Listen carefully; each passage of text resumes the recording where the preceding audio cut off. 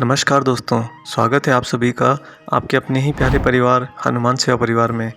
आशा करते हैं कि प्रभु श्री हनुमान जी और परम पूज्य बाबा नीम करोली महाराज जी आप सभी भक्तों पर असीम कृपा बनाए रखें और आप सभी को कष्टों से बचाए रखें।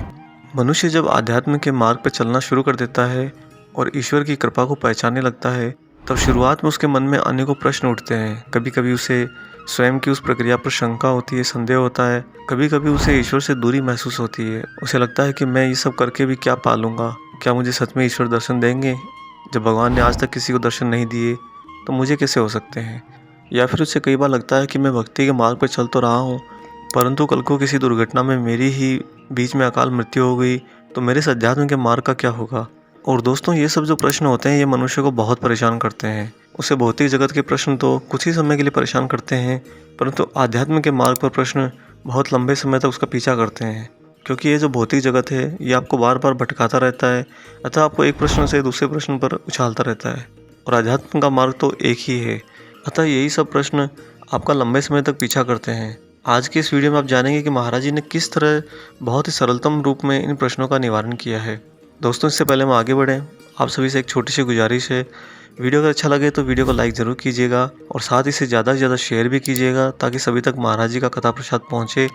जो लोग चैनल पर नए हैं वो चैनल को सब्सक्राइब कर लीजिए, साथ ही बेल आइकन को ऑन कर लीजिए ताकि आने वाले सारे नए वीडियो आप तक सर्वप्रथम पहुँचें। और साथ ही दोस्तों, अब आप इस चैनल का सहयोग भी कर सकते हैं ज्वाइन बटन पर क्लिक करके। आइए ले चलते हैं आपको इस अद्भुत वृतांत पर, जहाँ पर महाराज जी ने एक भक्त के आध्यात्मिक मार्ग के प्रश्नों का निवारण किया। दोस्तों, नैनीताल में एक जगह है रामगढ़ नाम से, और वहाँ पर महाराज जी के एक बहुत ही अनन्य भक्त श्री किशनलाल शाह रहा करते थे, जो कि उस समय एक अध्यापक के रूप में कार्यरत भी थे।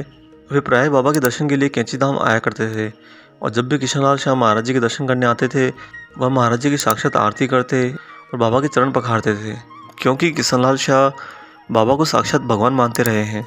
साथ ही उम्र के उस पड़ाव में शाह जी की आध्यात्मिकता में काफ़ी रुचि रही थी, और जो लोग आध्यात्मिकता के मार्ग पर चलते हैं वह कई बार आसपास के परिवेश से विचलित हो जाते हैं। इसे ही किशनलाल शाह भी कभी कभी अपने आसपास के परिवेश को देखकर काफ़ी निराश होते और मन में निश्चय करते कि इस बार बाबा के पास इस बात पर विचार विमर्श जरूर करूँगा। अगली बार शाह जी जब कैंची धाम आए तो बाबा उन्हें धाम के बाहर लकड़ी के पुल के एक छोर पर बैठे हुए मिले। किशनलाल जी ने वहाँ जाकर महाराज जी को सिर झुकाकर प्रणाम किया, और इससे पूर्व शाह जी कुछ भी बोलते महाराज जी अचानक से कहने लगे कि दूसरों को माया में फंसा देखता है और मन ही मन परेशान होता है। माया में तो नारद, जड़, भरत आदि सभी फंसे, तो औरों की क्या ही बात। बाबा के इस अचानक कहे गए कथन से शाह जी निरुत्तर हो गए और कुछ पूछ भी नहीं सके। फिर एक बार ऐसे ही उनके मन में विचार यह भी आया कि महाराज जी सब कुछ कर सकते हैं, सबकी चाबियाँ तो बाबा के पास हैं और वे अपने ही हिसाब से अपनाते और छोड़ते रहते हैं। आत्मसमर्पण कर देने वाले भक्त के प्रति भी उदासीन दिखाई देते हैं। अगली बार जब महाराज जी से मिलने के लिए कन्हैयालाल जी आए तो उन्होंने मन में ठाना कि अब की बार महाराज जी से अंतिम वार्ता करूंगा, परंतु जैसे ही बाबा के पास पहुंचे तो उनका दिमाग अचानक से शून्य हो गया और महाराज जी बोले कि कुछ पूछना है कन्हैयालाल? तब शून्य मस्तिष्क के साथ ही शाह जी थोड़ी हिम्मत करके बोले, नहीं बाबा, आनंद की बहुत अनुभूति हो रही है। फिर अचानक उनके मुख पर उनका प्रश्न आ ही गया कि बाबा, हम तो ऐसे ही मर जाएंगे, अर्थात बिना भगवान की प्राप्ति के, बिना भगवत प्राप्ति के।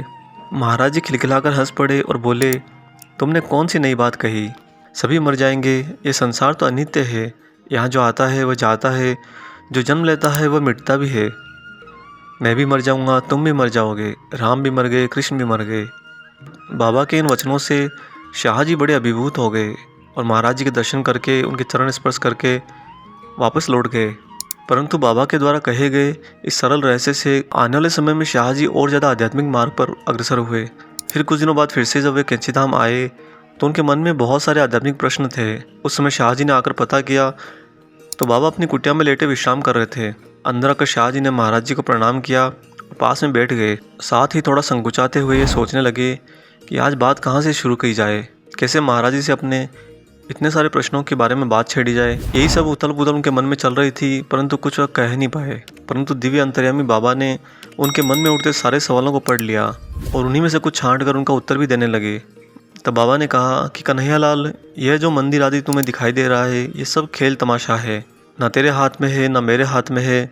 आज इसकी चाह में तुम यहाँ आए हो, कल को तुम्हारी वही चाह यहाँ से चली जाएगी। अर्थात जीवन में यही खेल तमाशा समय समय पर अपनी जगह बदलता रहता है।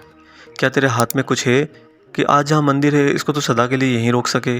बाबा की कही इन वार्ता से श्री शाह के मन में प्रतिक्रिया उठने लगी और जो जो प्रश्न श्री कन्हैयालाल जी के मन में उठते जा रहे थे, बाबा उन सभी प्रश्नों का उत्तर देते जा रहे थे। फिर बाबा ने अपनी दृष्टि बंद कर कहा कि मोह से ही सब कुछ सच लगता है। जो ही मोह खत्म होता है, यही सब कुछ जो तुम्हें आज सच लग रहा है, ये एक धुआं के समान विलीन हो जाता है।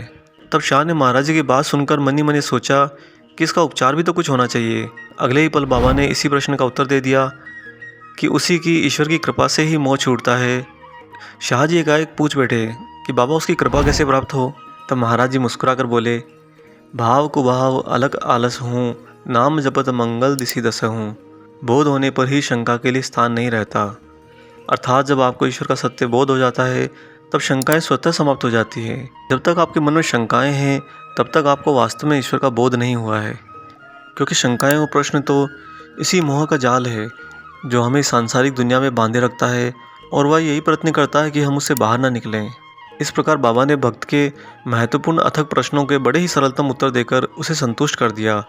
वास्तव में भगवत प्राप्ति का इससे सरलतम उपाय और हो भी क्या सकता है। आशा करते हैं दोस्तों आज का ये वीडियो आपको पसंद आया होगा।